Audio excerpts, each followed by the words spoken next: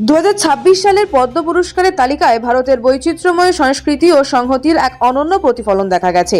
এবছর মোট 133 জন কৃতি ব্যক্তিত্বকে নাগরিক সম্মানে ভূষিত করা হয়েছে, যার মধ্যে শিল্প, সাহিত্য ও সমাজসেবার ক্ষেত্রে মুসলিম ব্যক্তিত্বদের অসামান্য অবদান বিশেষভাবে নজর কেড়েছে। 2026 সালের পদ্ম পুরস্কারের তালিকায় 133 জন কৃতি ব্যক্তিত্বের নাম ঘোষিত হয়েছে। এই তালিকায় ভারত আবার তার বৈচিত্র্যের কথা স্মরণ করিয়ে দিয়েছে। দক্ষিণ ভারতীয় চলচ্চিত্রের মহিরুহু মামট্টিকে পদ্মভূষণ দিয়ে সম্মানিত করা হয়েছে। তার 5 দশকের অভিনয় জীবন এবং 400-র বেশি চলচ্চিত্র ভারতীয় সিনেমার ইতিহাসে এক অনন্য সম্পদ। একই সঙ্গে রাজস্থানের গফফর-উদ্দিন মেওয়াতি যোগী বা গুজরাটের হাজি ভাই কাসাম ভাইয়ের মতো শিল্পীরা পদ্মশ্রী পেয়ে প্রান্তিক সংস্কৃতিকে মূল ধারায় নিয়ে এসেছেন। নুরুদ্দিন আহমেদের ভাস্কর্য কিংবা অধ্যাপক শফি শৌকের সাহিত্য সাধনা প্রমাণ করে যে জ্ঞান ও শিল্পের কোনো ধর্মীয় সীমানা নেই। কিন্তু এই আপাত উজ্জ্বল তালিকার গভীরে তাকালে কিছু অস্বস্তিকর প্রশ্নও সামনে আসে। 133 জনের এই বিশাল তালিকার দিকে চোখ রাখলে দেখা যায় যে মুসলিম ব্যক্তিত্বের সংখ্যা মাত্র 5। ভারতের মোট জনসংখ্যার প্রায় 15% যেখানে মুসলিম সম্প্রদায়, সেখানে এই অতি সামান্য প্রতিনিধিত্ব কি কেবলই কাকতালীয়? এই প্রশ্নটি আরো জোরালো হয়ে ওঠে যখন আমরা দেশের বর্তমান সামাজিক পরিস্থিতির দিকে তাকাই।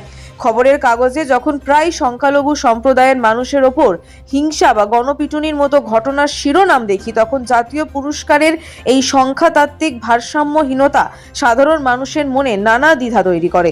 ভারতের মতো বিশাল দেশে কি মাত্র 5 জন মুসলিম গুণী মানুষের সন্ধান পাওয়া সম্ভব ছিল?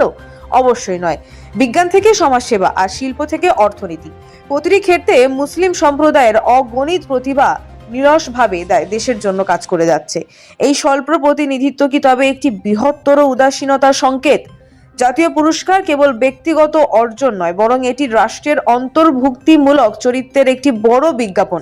যখন দেশের একটি বড় অংশ নিজেদের এই রাষ্ট্রীয় উৎসবে ব্রাত্য মনে করে, তখন সামাজিক সংহতির ভিত দুর্বল হয়ে পড়ে। গুণী মানুষের অভাব ভারতে কোনো কালেই ছিল না এবং আজও নেই। তবে তাদের খুঁজে বের করা এবং যথোপযুক্ত সম্মান দেওয়ার ক্ষেত্রে প্রশাসনিক ও প্রাতিষ্ঠানিক সদিচ্ছার অভাব হয়তো রয়ে গেছে। যে দেশে গফফর-উদ্দিন মেওয়াতি যোগী মহাভারতের গান গেয়ে সাম্প্রদায়িক সম্প্রীতির পাঠ দেন, সেই দেশের রাষ্ট্রকেও আরো বেশি উদার ও সমদর্শী হওয়া প্রয়োজন।